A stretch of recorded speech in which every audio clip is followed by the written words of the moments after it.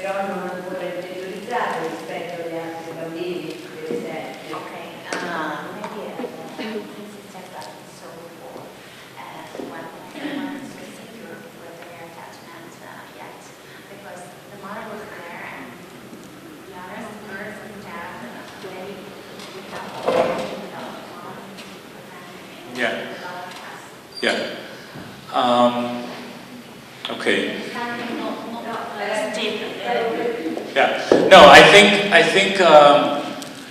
First of all, we cannot say by this brief observation whether they have a secure attachment or don't have a secure attachment. But and you know what? Let us hold this question, because I have not really explained yet what we mean by secure and insecure. When I'll explain that, we'll go back to this question. Ok, dice che risponderemo anche a questo fra un pochino quando avremo spiegato. Yeah, I also have to add something very practical. The teacher in this, the teacher of ballet for these girls was my student. She was a psychology student, but also a dancer. And what they used to do there is allow the mothers to, because these were really young girls, so they allowed the mothers to sit there for a little while, and then the mothers would leave. So that is why you see this mother there.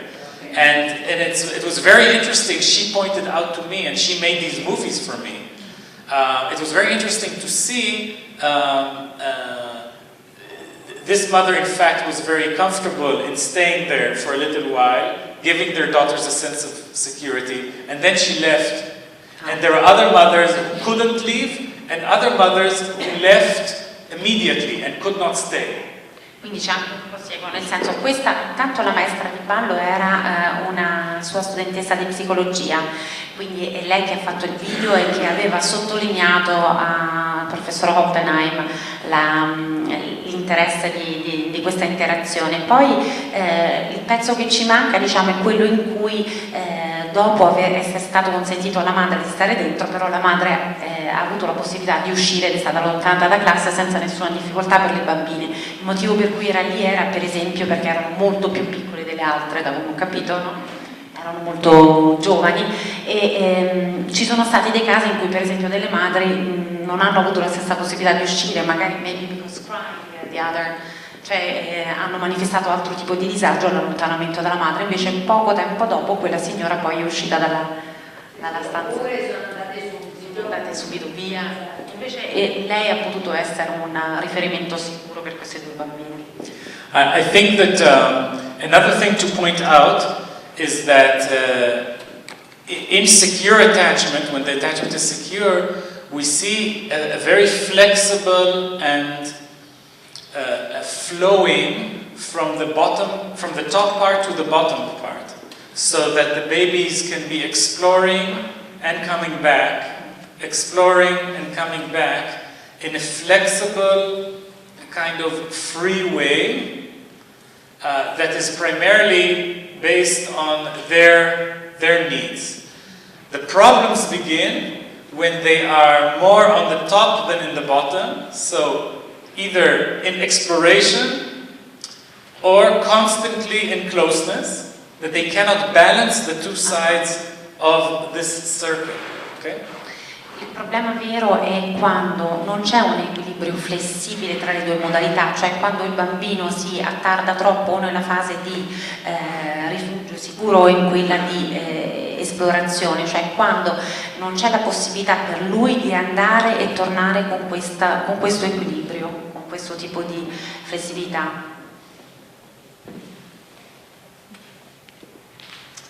Okay, so a few more things I want to say. Children develop representations or internal working models based on their interactions with their caregivers.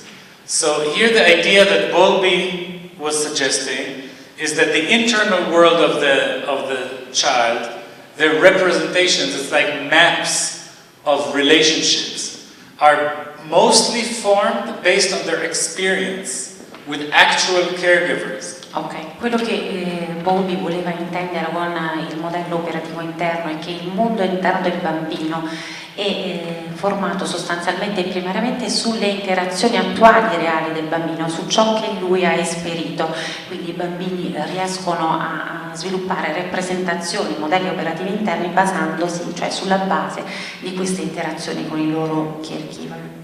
He had a rather important disagreement with Melanie Klein, who was his supervisor, because she had, as you know, she had a very strong emphasis on the internal world and on how drives really shape the internal world of the child, and he felt that the internal world is in a very serious way, very profoundly shaped by actual experiences with a caregiver. Uno dei motivi di disaccordo principale con Melanie Klein infatti era proprio sulla rappresentazione di questi modelli operativi interni come fondati anche, basati, modellati dalle esperienze reali contingenti. Another very important point is that early attachments lay the groundwork for later development. So this is, I think we all believe in that the early relationships, attachment relationships, are somehow the basis of the building of development. È chiaro che tutti gli attaccamenti sviluppati in età precoce sono i fondamenti poi per tutto lo sviluppo successivo e anche per gli attaccamenti successivi. But do not think about development as like a train that goes on a track and has stations that you go from one to the next one and to the next one, like a linear kind of process. One metaphor that is this metaphor of developmental pathways, like different kind of trails. You can begin on this side, you can end on that side, and things can happen to you early, but things can also happen to you late. And the fact that you started with a secure attachment doesn't mean that necessarily the outcome is negative. You see, for example, the letter C. Do you see the C on top? Okay? You see the C? Okay, so this child C actually began going in a negative direction, right here, but then ends up as positive as child B, who is always on a positive line.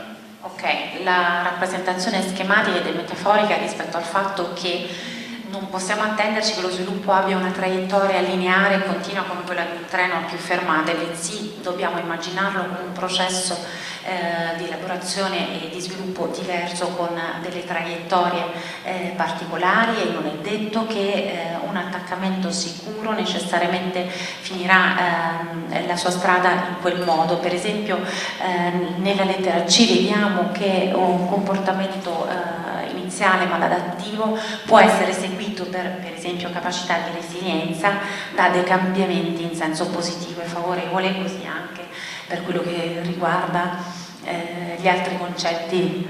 Ad esempio la B invece è un adattamento positivo continuo e così via. So I think the important point here is that even though attachment it provides the basis for development, this is not a deterministic model where early events determine later outcomes in a simple fashion. It is a model of pathways where if you begin on the positive side, that's good, but it can also it can change. That's right. Ok, quindi sostanzialmente quello che volevo sottolineare era il fatto che l'attaccamento non si ispira, non ha nulla di lineare e deterministico, bensì è qualcosa di più flessibile che può cambiare nel tempo, e quindi non tutto ciò che è iniziato in senso per esempio positivo poi debba necessariamente terminare in quel modo. And the last point I want to make here is that this whole issue of attachment is not just an infancy or child issue. Okay, so for Bowlby, Ainsworth, The idea is that attachment, relationships are important for us throughout the lifespan. Bowlby said from cradle to the grave. Okay? Quindi l'ultimo punto che volevo evidenziare è che seguendo Bowlby e Ainsworth, ovviamente l'attaccamento non è qualcosa che riguarda unicamente l'infanzia o la fanciullezza, bensì è qualcosa che ci accompagna lungo tutto il percorso della nostra vita. Okay, so we have this now a few basic concepts about attachment. Are we okay with these ideas up to now? Questions? Can we have the slide after or? The slides. Yes, you can have the slides afterwards, no problem. Thank you. No problem. And I do want to say, it just occurred to me that we should not, everything is videoed right now. They're filming us, right? Yeah. But we should not video the videos. So yes. Okay? So the videos that I showed here, you should erase that, okay? Fine. Alright, so now we have an understanding of attachment, a basic understanding of attachment, okay? And the next thing we need to understand is the concept of secure attachment and insecure attachment. Partendo dalla comprensione generale del sistema di attaccamento, parleremo adesso dell'attaccamento sicuro ed insicuro. So, if all children develop attachments, the big distinction is whether that attachment is secure or whether that attachment is insecure. Quindi se tutti i bambini sviluppano un attaccamento, bisogna adesso distinguere tra quei bambini che lo hanno sicuro e quelli che invece lo hanno insicuro. So, securely attached children use the parent's proximity, the closeness to the parent, or the parent's presence to achieve a feeling of security. I bambini che hanno un attaccamento sicuro usano la prossimità con il genitore o la sua presenza per raggiungere un senso, per sentirsi al sicuro. Insecurely attached children need their parents just as much. That's very important. An insecure child doesn't need the parent less than a secure child, okay? There is no choice really for a child but to attach. You have to attach for your survival. If your parent is sensitive and warm and caring, you attach. If your parent is insensitive, even hurtful for you, you attach, okay? You have no choice. This is like breathing, okay? Breathing. Respirare. Quindi anche i bambini con attaccamento insicuro è importante sottolineare che non hanno scelta, cioè non è che sviluppino un attaccamento inferiore o minore rispetto ai bambini con attaccamento sicuro. Anche loro, esattamente come i bambini con attaccamento sicuro, sviluppano questo sistema. So if you live in a place where the air is good, you breathe the air and it gives you health.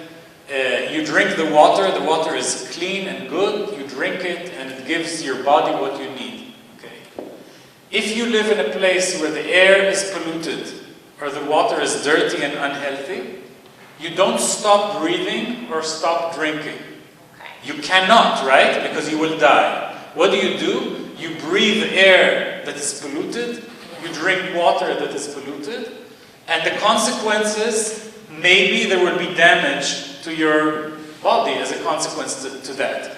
But nonetheless, even though it's damaging and it doesn't feel good, you still have to do it. Okay. L'esempio dell'acqua e del respirare dell'aria inquinata è calzante, nel senso che non possiamo smettere di bere o di respirare soltanto perché siamo in un ambiente inquinato. Siamo costretti a farlo, non abbiamo scelta e le conseguenze saranno più dannose per noi, ovviamente, esattamente come succede per l'attaccamento, ma non possiamo smettere di respirare o di bere per questo motivo. And I emphasize this. It seems maybe very, very simple to say, but I think that many of the clinical issues that we deal with, and I'm not talking about autism at all here, I'm talking in general, many of the clinical issues that we deal with are a result of the fact that people had to attach to parents who were incapable of providing what they really needed, but they still had no choice, okay? So you have no choice and you do whatever you can to stay close to a parent, even if that parent is really creating damage to you, okay? And no wonder it would be very difficult in years later on in therapy or whatever to understand why it is that you keep on doing behaviors that are very hurtful or damaging and are not adaptive anymore. But you develop these behaviors as ways to stay close to someone because you had no choice but to stay close to that person. Ok, e il motivo per cui non abbiamo scelta è che anche nei comportamenti maladattivi che poi sviluppiamo per stare per esempio vicino in situazioni anche pericolose rispetto alle figure di attaccamento, e che non abbiamo scelta rispetto a questo, dobbiamo, perché fa parte del nostro comportamento istintivo quello di stargli vicino anche in caso di damage, di pericolo. So insecurely attached children need their parents just as much, but they express their need and distress through anger, clinging, distancing. This is very confusing. The child needs the parent, and what does he do? He says, I don't need you. Okay? You say, well, why are you saying you don't need me, but you do need me?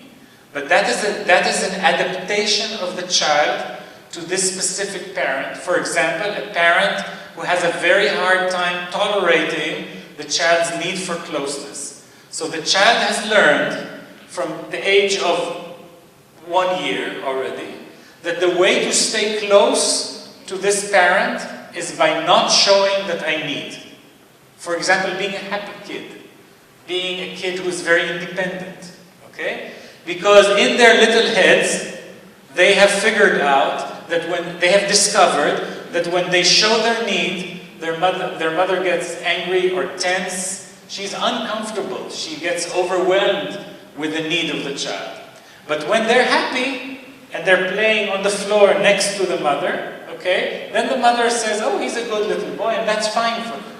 So from a distance, they can stay a little close. Okay? So it's an adaptation of a child to a mother that can be very confusing. And if that's your model in life, okay, your model is to get close, I keep a distance.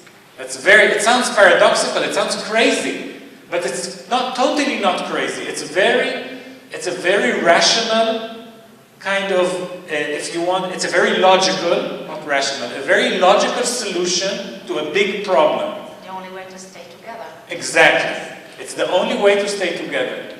But then when we come as therapists here later on and we say, why is this person,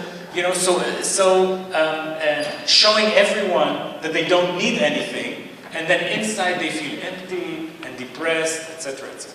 Ok, i bambini con attaccamento insicuro non hanno meno bisogno dei loro genitori, semplicemente lo esprimono in maniera diversa come un bisogno, a volte anche paradossale, come forma di adattamento rispetto a una madre che per esempio può vivere come ansiogena o con rabbia la situazione di estrema vicinanza, per cui il bambino impara presto, già a partire dall'anno di età per esempio, a interagire con la madre in maniera diversa, manifestando un bisogno in maniera come se non ne avesse bisogno, cioè con un evitamento magari o con una distanza che è quella che permette al bambino di poter rimanerle accanto, avendone bisogno senza mostrarlo.